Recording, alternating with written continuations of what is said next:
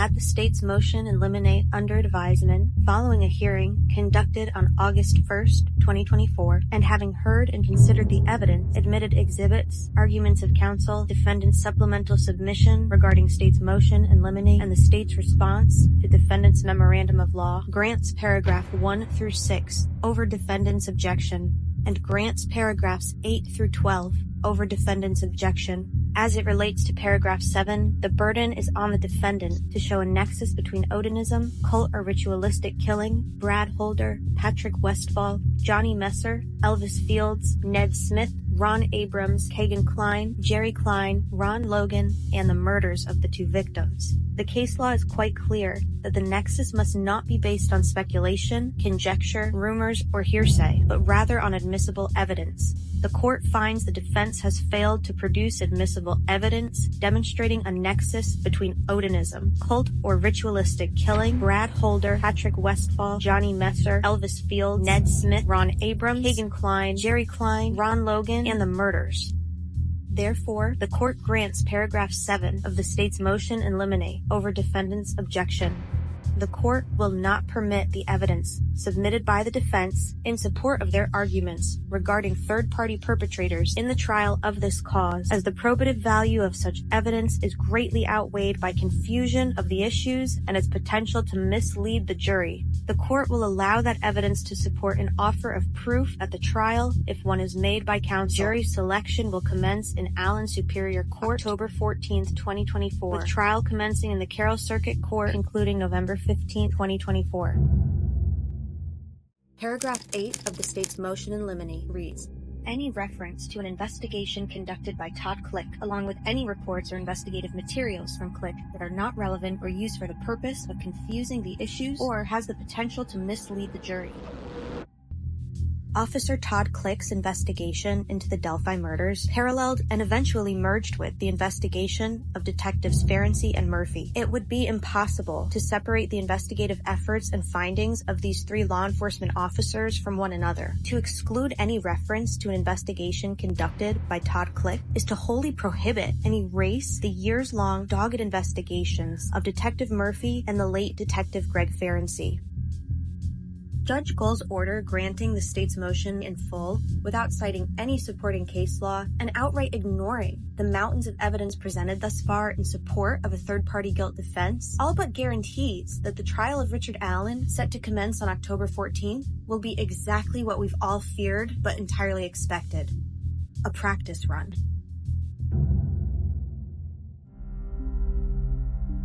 While Judge Gull's bias against the defense attorneys and her shameless, uncomfortable coddling in favor for the state should come as no surprise by now, it is perplexing that the special judge is so dismissive of the defense's theory of the crime as being ritualistic in nature. After all, Judge Gull's own chief public defender, William S. Libredo, who was in fact briefly appointed to defend Richard Allen after Judge Gull committed structural error and threw his defense attorneys off the case against his wishes, has spoken publicly to news and other media outlets about his belief that the Delphi murders were ritualistic in nature, and that Richard Allen is more likely than not a factually innocent man.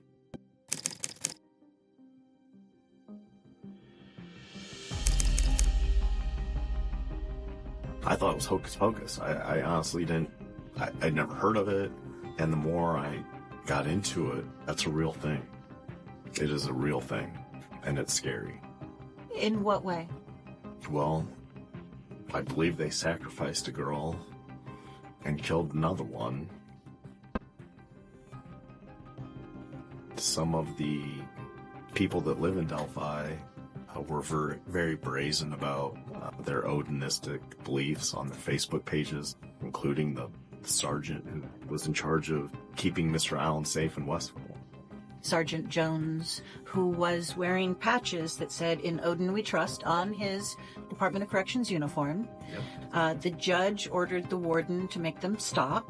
And then what did you notice? That Mr. Jones had a tattooed under his right eye. From the best we can tell, it looks a lot like Odin's spear. And he had several tattoos on his forearms, including the interlocking triangles that are on his Facebook post. I got to give credit to Mr. Rosie and Mr. Baldwin that, they picked up on that. confinement officers at the Allen County Jail aren't even allowed to have facial hair, let alone facial tattoos. I was a little miffed that the warden allowed that, or, he even knew what it was. Do you have an opinion on that? I do. I don't think Mr. Allen had anything to do with this. I honestly don't. Is that something you say about all your clients? No, and rarely do I believe it. But in this particular case, I believe it. 100%. If an Odinism defense is good enough for Judge Gull's chief public defender, and it's good enough for 3 highly respected and decorated law enforcement investigators who pursued suspects associated with Odinism for over 2 years, and it's good enough for the FBI Behavioral Analysis Unit, and for academic and forensic experts of the highest caliber and credentials, what makes Judge Gull qualified to argue? The former prosecutor of Carroll County, Robert Ives, has also stated that he believes that there were signature, ritualistic, and non-secular components of the crime scene. The crime scene is very unusual. It's all very strange. If you had arrived at this crime scene where the girls' bodies were found, there were 3 or 4 physical characteristics of the crime scene that you absolutely would take pictures of. I hope that people who are handling the investigation will consider whether perhaps it might be time to release some more of that information. In the early days of this investigation, law enforcement, the FBI, the Indiana State Police, the Carroll County Sheriff's Department were looking for crimes in other locations that might have similar characteristics. And even then, the characteristics they were looking for tended to be more general things than the items I'm talking about, but they are very unusual. You were quoted as saying that the evidence or the crime scene was odd. What do you mean by odd? It was just not your normal, a person was killed here crime scene. There was a lot more physical evidence than that at the crime scene. And it's probably not what you would imagine, where people think that I'm talking about. And so because of unique circumstances, which all unique circumstances of a crime are a sort of signature, well, this unusual fact might lead to somebody, or that unusual fact might lead to somebody, where sometimes criminals will commit a crime in such a way that it's so distinct that it acts as a sort of signature for them. Was there a signature in this crime? I would say there were 2 or 3 things. I'd say at least 3. Do you think those signature items would still exist? I think potentially that 1 or 2 of those things could pop up again, yes.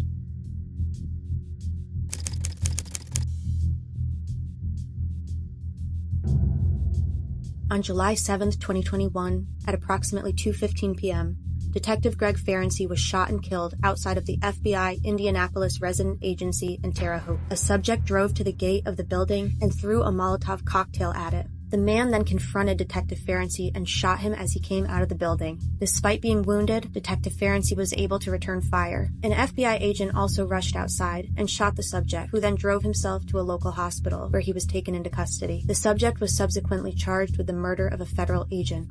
As a pillar among law enforcement and citizens alike, the senseless, tragic loss of Detective Ferency shook the community of Terre Haute and beyond.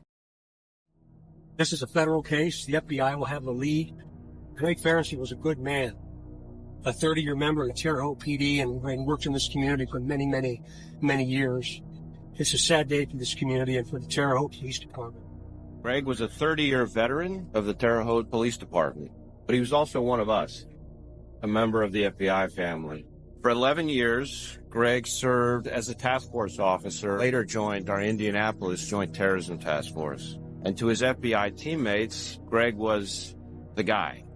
Greg was whip smart. His coworkers labeled him a secret genius. He was a terrorism expert working in the middle of the Midwest. Greg brought decades of investigative experience, invaluable wisdom, and life lessons. The murders of Abigail Williams and Liberty German were the result of hatred. Hatred for women, perhaps. Hatred for race traitors. Hatred for the privileged, the elite, the other. But where judges are called upon to serve as a balanced, fair, and impartial foundation, upon which justice may be carried out, Special Judge Frances Gull has allowed hatred to consume her.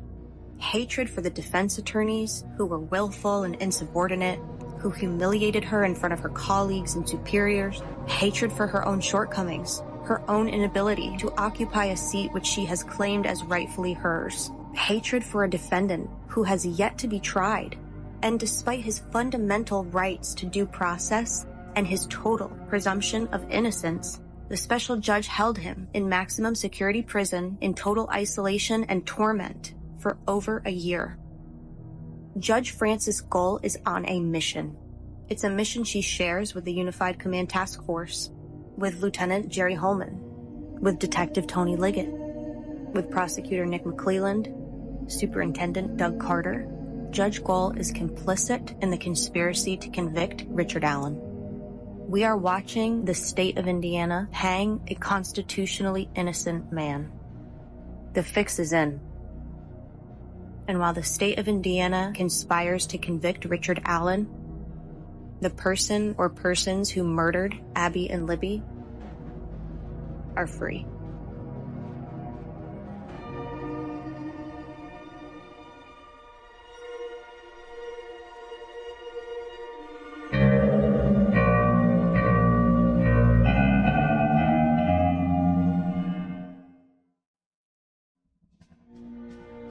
What is corruption?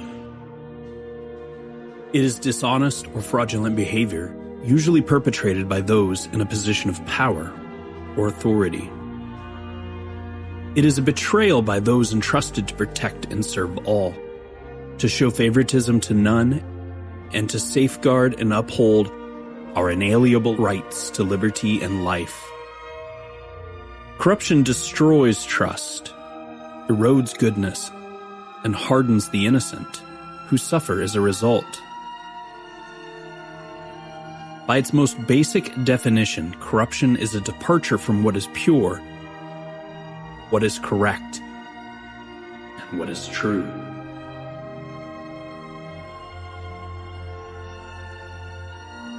In Fahrenheit 451, novelist Ray Bradbury wrote about what we leave behind when we leave this world.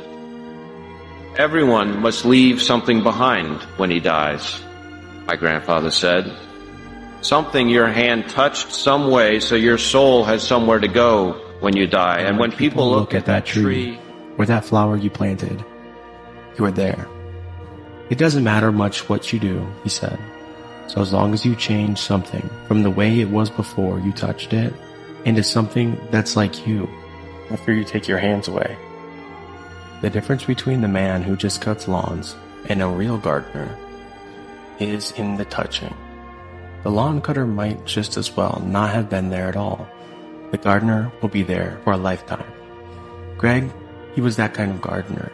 His legacy will be what he touched and what he left behind, long after he took his hands away.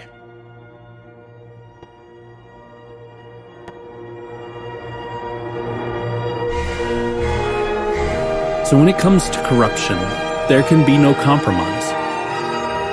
It must be exposed and rejected at every turn. We cannot tiptoe toward justice, knocking once or twice, hoping that someone is home.